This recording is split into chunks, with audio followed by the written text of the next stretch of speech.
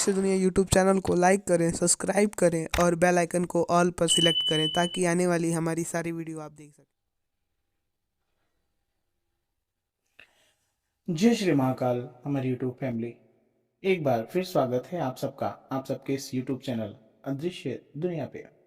महादेव आप सबको स्वस्थ रखे, माता रानी आप सबको स्वस्थ रखे। आप सबका प्यार सहयोग आप सबके इस भाई को ऐसे ही मिलता रहे, बस यही प्रार्थना है। वीडियो हमारा जो भी है उसको पूरा देखिए आप, और जो भी अच्छा लगे तो जरूर कमेंट करके बताइएगा, हमें बड़ा प्रसन्नता होगा। और वीडियो को आगे जरूर शेयर करिएगा।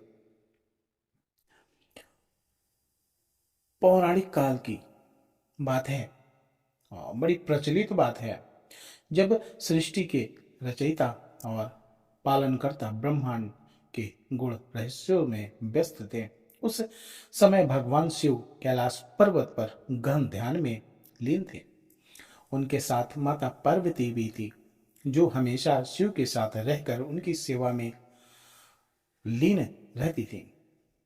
लेकिन एक दिन कुछ असामान्य हुआ। माता पार्वती को अचानक आध्यात्मिक भूख लग गई। भूख की वेदना इतनी तीव्र थी कि उन्होंने भगवान शिव को पुकारा और भोजन की याचना की।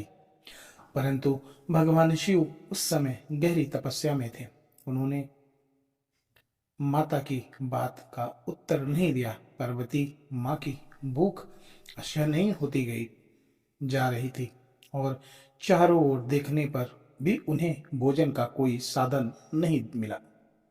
माता पार्वती ने बार बार भगवान शिव को पुकारा, लेकिन जब उत्तर नहीं मिला तो उनकी भूख ने उन्हें क्रोधित कर दिया। क्रोध के आवेग में उन्होंने ये एक ऐसा निर्णय ले लिया जिसे इतिहास में कभी नहीं भूला गया। माता पार्वती ने अपनी शक्ति का उपयोग करके स्वयं भगवान शिव को ही निगल लिया। यह घटना इतनी असामान्य और अद्भुत थी कि सारा कैलाश पर्वत जैसे थम गया।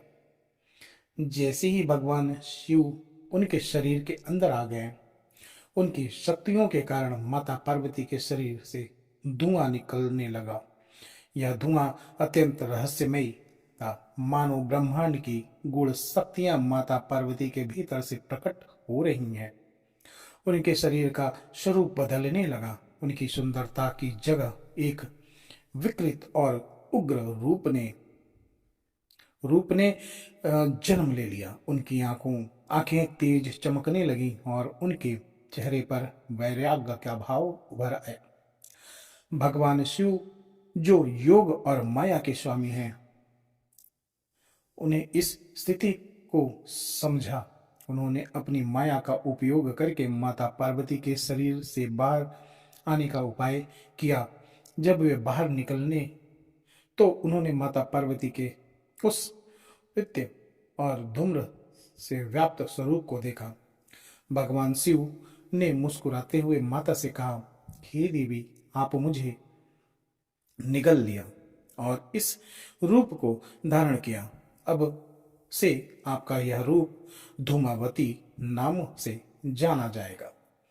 धुएं धूम्र से व्याप्त होने के कारण आपका नाम धूमावती होगा।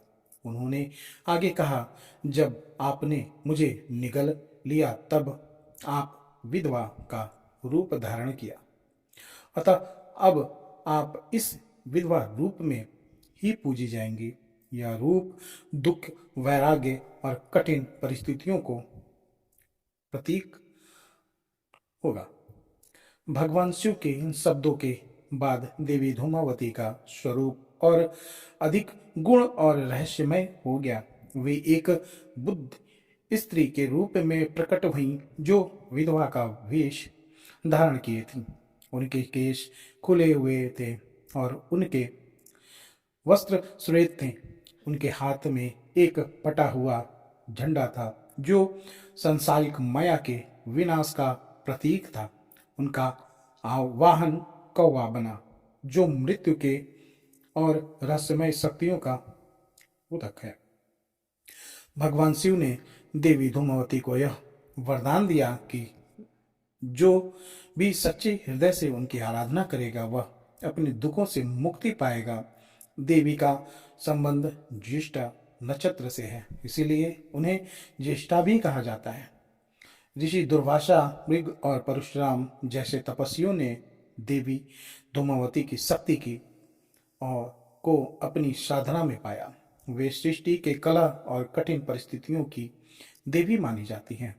इस कारण उन्हें काल प्रिय भी कहा जाता है। देवी धूमावती का उग्र रूप भले ही भयावह हो प्रतीत, लेकिन वे अपने भक्तों के लिए अत्यंत कल्याणकारी हैं। उनकी पूजा से भक्तों को दुख, दरिद्रता और जीवन की कठिनाइयों से मुक्ति मिलती है। वे उन साधकों को विशेष कृपा प्रदान करती हैं जो सांसारिक मोह माया से मुक्त होकर वैराग्य का मार्ग अपनाते हैं।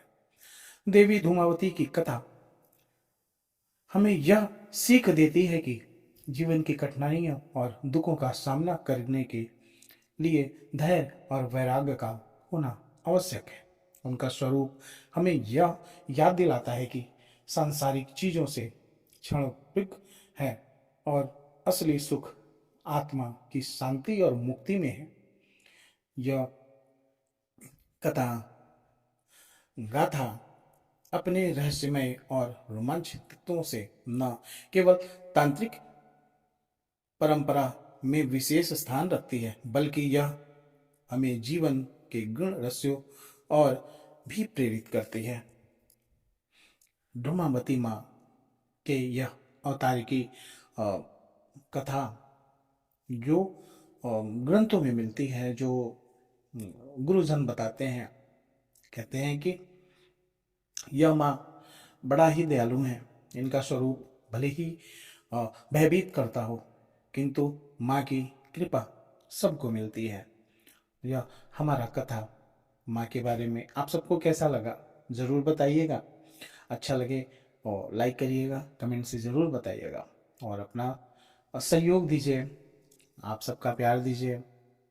हमारे चैनल के लिए आपके जीवन में कुछ ऐसी कहानियाँ हों जो सत्य घटनाओं पर आधारित हों तो ज़रूर बताइए। वह हम वीडियो के माध्यम से दिखाएंगे और आपका सहयोग मिलेगा। बाकी ज़रूर बताइएगा और शेयर ज़रूर करिएगा।